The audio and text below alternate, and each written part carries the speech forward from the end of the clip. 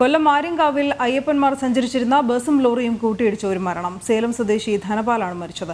അപകടത്തിൽ ഗുരുതരമായി പരിക്കേറ്റ 6 പേരെ തിരുവനന്തപുരം മെഡിക്കൽ കോളേജിലും 13 പേരെ പുനലൂർ താലൂക്ക് ആശുപത്രിയിലും പ്രവേശിപ്പിച്ചു.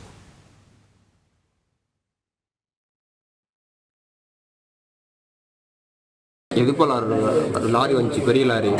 நான் நிப்பாட்டிட்டேன், லெஃப்ட்டு நேரம் அடிச்சுட்டேன். அடித்தோடனே வண்டி 30 அடி குளத்துக்கு போயிடுச்சு.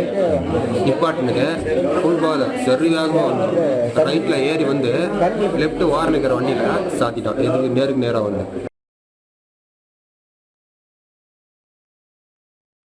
കൂടിയാണ് ഈ ആക്സിഡൻറ്റ് ഇവിടെ സംഭവിച്ചത്. ആര്യങ്കാവ് റെയിൽവേ സ്റ്റേഷന് സമീപത്തായിട്ട് ആണ് ആക്സിഡൻറ്റ് സംഭവിച്ചേക്കുന്നത്. ശബരിമലയിൽ പോയി അയ്യപ്പനെ കണ്ട് തൊഴുത ഭക്തന്മാർ തിരികെ തമിഴ്നാട്ടിലേക്ക് പോകുന്ന വഴി തമിഴ്നാട്ടിൽ നിന്നും ആര്യങ്കാവിലേക്ക് അമിത ലോഡുമായിട്ട് വന്നേക്കുന്ന ലോറിയാണ് ഈ അപകടത്തിന് കാരണമായിട്ടുള്ളത്. ഏതാണ്ട് 25ഓളം ആളുകൾ അയ്യപ്പ ഭക്തന്മാർ ബസ്സിൻ്റെ അകത്തുണ്ടായിരുന്നു. ഏതാണ്ട് 15-20ഓളം ആളുകൾക്ക് അയ്യപ്പ ഭക്തന്മാർക്ക് പരിക്കേറ്റിട്ടുണ്ട്. വാഹനം ഇടിച്ച് തോട്ടിലേക്കാണ് പോയിരിക്കുന്നത്. അതായത് അമിത ലോഡുമായിട്ട് വന്നേക്കുന്ന ലോറി ഈ വണ്ടിയെ ഇടിച്ച് തെറിപ്പിച്ച് തോട്ടിലേക്ക് തെറിപ്പിച്ചേക്കുവാണ്. അപ്പം നിരന്തരമായിട്ട് ഈ മേഖലയിൽ ആക്സിഡൻറ്റ് സംഭവിക്കുന്നുണ്ട്.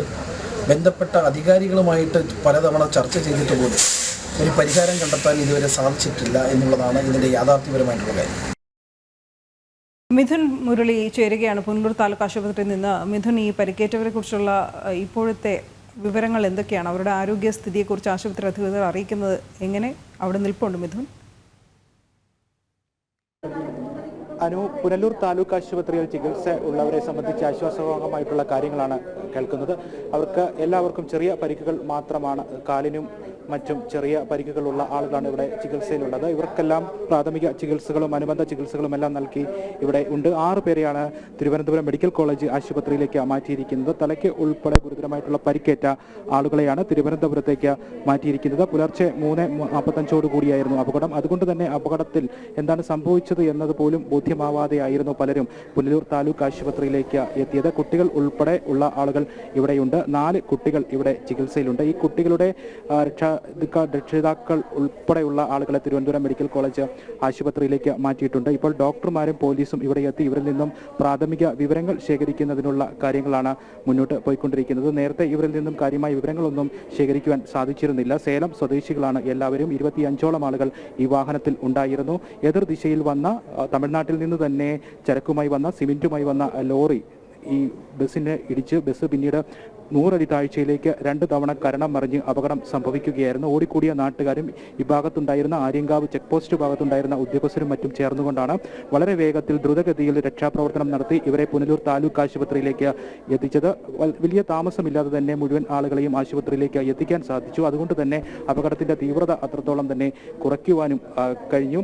അതിനുശേഷം കാര്യമായിട്ടുള്ള പ്രാഥമിക ചികിത്സകൾ ഇവർക്ക് നൽകി. ആദ്യം 2 പേരെയും പിന്നീട് 4 പേരെയും തിരുവനന്തപുരം മെഡിക്കൽ കോളേജ് ആശുപത്രിയിലേക്ക് മാറ്റി. തലയ്ക്കുൾപ്പെടെ ഗുരുതര പരിക്കേറ്റ 2 പേര് ഈ കൂട്ടത്തിലുണ്ട്. ബാക്കി ഉള്ള ആളുകൾക്കെല്ലാം കാര്യമായിട്ടുള്ള ആശ്വാസകരമായിട്ടുള്ള കാര്യങ്ങൾ മാത്രമാണ് ഉള്ളത്. കാലിനും കൈക്കുമൊക്കെ ചെറിയ പരിക്കുകളും പൊട്ടലുമൊക്കെ ഉള്ള ആളുകളാണ് ഇപ്പോൾ ഇവിടെ ചികിത്സയിലുള്ളത്.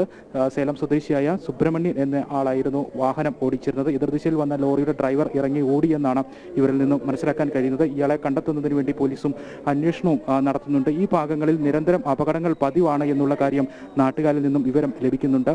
ഈ ഭാഗം കുത്തനെയുള്ള ഇറക്കമൊക്കെയുള്ള ഹെയർപിൻ വളവുകളൊക്കെയുള്ള പ്രദേശമാണ്. ചെക്ക് പോസ്റ്റ് കടന്ന് തമിഴ്നാട്ടിൽ നിന്ന് വരുന്ന വാഹനങ്ങൾ അശ്രദ്ധമായി നിരന്തരം അപകടമുണ്ടാക്കുന്നു എന്ന് നാട്ടുകാർ പരാതി പറയുന്നുണ്ട്. വാഹനങ്ങൾ ഇന്ധനം ലാഭിക്കുന്നതിന് വേണ്ടി ഈ ഭാഗത്ത് എത്തുമ്പോൾ ഇറക്കമിറങ്ങുമ്പോൾ വാഹനം ഓഫ് ചെയ്ത ന്യൂട്രലിൽ വാഹനം ഓടിച്ചു താഴേക്ക് എത്തുന്ന രീതിയുണ്ട്. ഇതാണ് പ്രധാനമായും അപകടമുണ്ടാക്കുന്നത് എന്നുള്ളതാണ് നാട്ടുകാർ പറയുന്നത്. ഈ വാഹനവും ഇത്തരത്തിൽ ന്യൂട്രലായിട്ട് വാഹനം ഓഫ് ചെയ്താണ് ലോറി ഈ ഇറക്കമിറങ്ങി വന്നതെന്നും ഇതിൽ നിന്നും അറിയാൻ കഴിയുന്നുണ്ട്. ഈ അപകടത്തിൽപ്പെട്ട ആളുകളെല്ലാം അത്തരത്തിലുള്ള കാര്യങ്ങളും പറയുന്നുണ്ട്.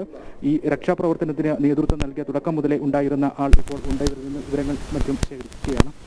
റൂട്ടറിലായിരുന്നു വാഹനം എന്ന് പറയുന്നുണ്ട്. ഈ ഡ്രൈവറെ പറ്റി എന്തെങ്കിലും വിവരം ലഭിക്കുന്നുണ്ടോ? ഇല്ല, അത് പോലീസ് ഡിപ്പാർട്ട്മെന്റ് അറിയില്ല. പക്ഷേ കിട്ടാനുള്ള രീതിയിലാണ് കാര്യം. ഓടിയാലും പോലീസ് സ്റ്റേഷൻ പരിസരത്തല്ല, അവിടെ പോലീസ് അപ്പം തന്നെ എത്തിയതുകൊണ്ട് പിടിക്കാൻ ചാൻസ് കൂടുതലാണ്.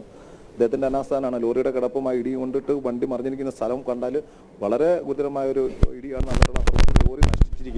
അപ്പോൾ അത്രയും ലോഡും പുറത്ത് ന്യൂട്രൽ വരുന്നത് കൊണ്ടാണ് ഇങ്ങനെയുള്ള സംഭവം നടക്കുന്നുള്ളതിന് ഏറ്റവും വലിയ തെളിവ് ആ ലോറിയുടെ അത്രയും വലിയ ഫാക്ടർ തന്നെ. ഇപ്പോൾ എന്തായാലും ഇവിടെയുള്ള കുറച്ച് പേർക്ക് ആശ്വാസം കിട്ടത്തക്ക രീതിയിൽ വലിയ പ്രശ്നങ്ങളില്ല. എങ്കിലും ഇവിടെ കിടക്കുന്നവരിൽ ഇപ്പോൾ എക്സ്റേ എടുക്കാൻ സ്കാൻ ചെയ്യാനൊക്കെ ആയിട്ടൊക്കെ ഉണ്ട്. ഇവരുടെ വിവരങ്ങളൊക്കെ സ്ഥലത്തുനിന്ന് വിവരങ്ങളൊക്കെ ബന്ധുക്കളെയൊക്കെ കാര്യങ്ങളൊക്കെ അറിയിച്ചിരുന്നു. കുട്ടികൾ 4 പേരുണ്ട്. അതെ, കുട്ടികൾ 4 പേരുണ്ട്. അതിലൊരു കുട്ടിയും അച്ഛനും മാത്രമാണ് ആ വാഹനത്തിൽ മലയ്ക്കുവാനായിട്ട് വന്നിട്ടുള്ളത്. ആ അച്ഛനെ ഇപ്പം മെഡിക്കൽ കോളേജിലേക്ക് കൊണ്ടുപോയിട്ടുണ്ട് ലാസ്റ്റായിട്ട്. ഇപ്പം മോള് ഇവിടെ സുരക്ഷിതമായിട്ട് ഉണ്ട്. നമ്മളെല്ലാം അതിനുള്ള സംവിധാനം റെഡിയാക്കി നമ്മൾ എന്ന് വൈകുന്നേരം ഇവിടെ പോകുന്നവർ തന്നെ ഇവിടെ തന്നെ കാണും. ഇവർക്ക് വേണ്ട എല്ലാ സംവിധാനം ഉണ്ടാക്കി കൊടുക്കും. ഇപ്പം നമുക്ക് ഇവരുടെ ഭാഗത്തുനിന്ന് അതായത് അവരുടെ കുടുംബത്തിൽ നിന്നുള്ളവരെല്ലാം അവിടെ നിന്ന് തിരിച്ചിട്ടുണ്ടെന്ന് അവരൊരു തീരുമാനം എടുത്തുകൊണ്ട് തന്നെ വന്നത്. ഇവിടെ നിരഞ്ജൻ എന്ന് പറഞ്ഞ ഒരാൾക്ക് 4 പേർക്ക് വലിയ പ്രശ്നമില്ലാത്തവരുണ്ടായിരുന്നു. അവരെ 4 പേർക്ക് പ്രശ്നമില്ലാത്തത് കൊണ്ട് തന്നെയാണ് ഇവർക്ക് ഇവരെ മെഡിക്കൽ കോളേജിൽ വിടാൻ നമുക്ക് പറ്റിയത്. അല്ലെങ്കിൽ നമ്മൾ വളരെ പെട്ടുപോയനെ. ഈ 4 പേരും വിടാം. അതിന് നിരഞ്ജൻ പറഞ്ഞിരിക്കുന്ന തീരുമാനം ഇതാണ്. ഇവർ സേലത്ത് നിന്ന് അവർ തിരിച്ചിരിക്കുകയാണ്. സേലത്ത് തിരിച്ച് നമ്മുടെ നാട്ടിൽ എത്തിക്കഴിഞ്ഞാൽ ഇവരെ ഡിസ്ചാർജ് ചെയ്ത് അവരെ തിരിച്ച് ഇവിടുന്നെല്ലാം ഇവരെല്ലാം ഡിസ്ചാർജ് അവരെ നാട്ടിൽ കൊണ്ട് ട്രീറ്റ്മെൻറ്റ് നടത്തിക്കോളാം. ഇവിടെ എല്ലാ കാര്യങ്ങളും ചെയ്തതിന് ശേഷം നടത്തിക്കോളാം എന്ന് പറഞ്ഞാൽ അവർ തിരിച്ചിട്ടുണ്ട്. എന്തായാലും ഒരു 6 മണി 12 മണിക്കൂറെങ്കിലും എടുക്കും സ്ഥലത്ത് നിന്ന് വരാമെന്നുള്ളതാണ് നമ്മുടെ കണക്ക്. നമ്മൾ യാത്ര ചെയ്യുന്നതൊക്കെയാണ് നമുക്കറിയാം. ഈ 12 വൈകുന്നേരം എത്തിക്കഴിഞ്ഞാൽ അവർ ഈ മെഡിക്കൽ കോളേജ് ഉള്ളവർ അവിടെ കിടത്തിയിട്ട് ബാക്കിയുള്ളവരെ ഡിസ്ചാർജ് ചെയ്ത് ഇവിടെ കൊണ്ടുവന്ന് ഇവരെല്ലാവരും ഒരുമിച്ച് വൈകുന്നേരം ഒരു 8-9 മണിയാകുമ്പോൾ പോകാൻ കഴിയും എന്നുള്ള ഒരു വിശ്വാസത്തിലാണ് ഇപ്പോൾ ട്രീറ്റ്മെൻറ്റ് നടക്കുന്നത്. ആളുടെ പോസ്റ്റ്മോർട്ടം മറ്റ് നടപടിക്രമങ്ങൾ അദ്ദേഹത്തിൻ്റെ പോസ്റ്റ്മോർട്ടം അവരെ വീട്ടിൽ നിന്ന് ആൾക്കാരും ബാക്കിയുള്ള വന്ന് എല്ലാം തെരഞ്ഞെടുത്തിട്ടും ബാക്കിയുള്ള കാര്യങ്ങൾ മൊഴിയൊക്കെ എടുത്തുകൊണ്ടിരിക്കുകയാണ്. ഇന്നലെ അത് മാത്രമല്ല നമ്മൾ പ്രത്യേകം പറയുന്നത് ഇന്നലെ ഉണർത്തുന്ന പ്രവർത്തിക്കുന്ന പോലീസുകാർ ഇന്നലെ നൈറ്റ് ഡ്യൂട്ടിയിലുള്ളവരാണ് ഇപ്പോഴും ഇവിടെ ഡ്യൂട്ടി ചെയ്തുകൊണ്ടിരിക്കുന്നുള്ളത് വളരെ ഒരു കാര്യമാണ്. അവരതിൻ്റെ എല്ലാ പരിപാടികളും ചെയ്തുകൊണ്ടിരിക്കുകയാണ്.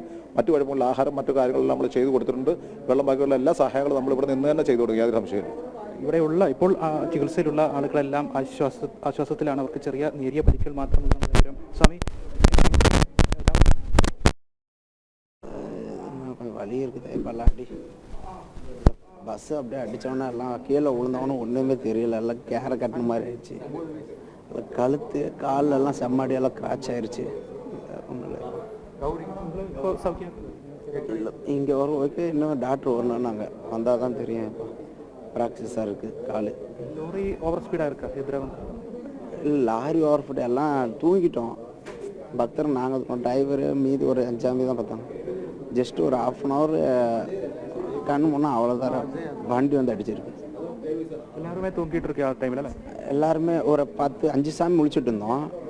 மீதி சாமியெல்லாம் நைட்டு எல்லோரும் மேலேருந்து வந்தனால உள்ள அழைப்பிலெல்லாம் படுத்துட்டாங்க. டிரைவரு அது இல்லாமல் இன்னும் ஒரு 5 சாமி முன்னாடி இருந்த சாமியெல்லாம் முழிச்சிட்டு இருந்தாங்க. நான் ஆக்சிடெண்ட் ஆகிறதுக்கு முன்னாடி ஒரு 10 நிமிஷத்துக்கு முன்னாடி தான் வரைக்கும் முழிச்சிட்டு இருந்தேன். அப்போ தான் படுக்கிறேன் கீழே. அடுத்த ஒரு 5 நிமிஷத்தில் அப்செட் ஆயிடுச்சு.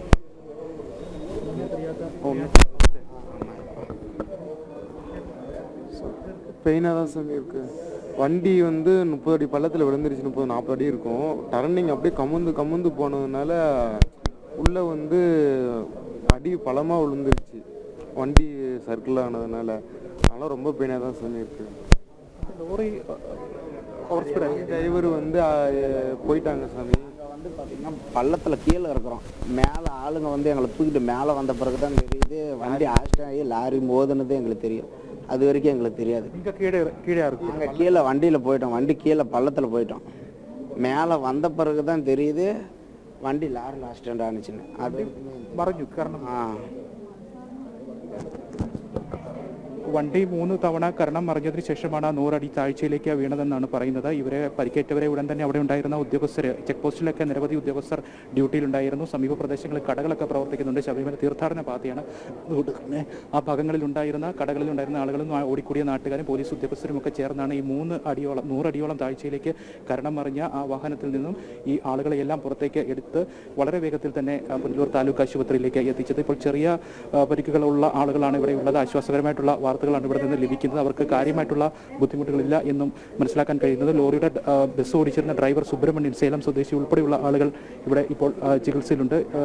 അവരെ എല്ലാം ഡോക്ടർമാരും മറ്റ് പോലീസ് ഉദ്യോഗസ്ഥരും ചേർന്ന് അവരുടെ വിവരങ്ങൾ ശേഖരിക്കാൻ ആവശ്യമായിട്ടുള്ള പ്രാഥമിക ചികിത്സയ്ക്ക് ശേഷം അനുബന്ധ ചികിത്സകൾക്ക് ആവശ്യമായിട്ടുള്ള നടപടികളുമാണ് ഇവിടെ പുരോഗമിച്ചുകൊണ്ടിരിക്കുന്നത്. എന്തായാലും 4 പേർ ഇപ്പോൾ തിരുവനന്തപുരം മെഡിക്കൽ കോളേജ് ആശുപത്രിയിൽ ചികിത്സയിലുണ്ട്. പ്രാഥമികമായിട്ടുള്ള ചികിത്സ ഇവിടെ നിന്ന് നൽകിയതിന് ശേഷമാണ് തലയ്ക്ക് ഉൾപ്പെടെ ഗുരുതരമായിട്ടുള്ള പരിക്കേറ്റ ആളുകളെ തിരുവനന്തപുരം മെഡിക്കൽ കോളേജിലേക്ക് മാറ്റിയിരിക്കുന്നത്. 4 കുട്ടികൾ പുനലൂർ താലൂക്ക് ആശുപത്രിയിൽ ചികിത്സയിലുണ്ട്. അതിൽ ഒരു കുട്ടിയുടെ പിതാവ് ഉൾപ്പെടെയാണ് തിരുവനന്തപുരം മെഡിക്കൽ കോളേജിൽ ഇപ്പോൾ ചികിത്സയിലുള്ളത്.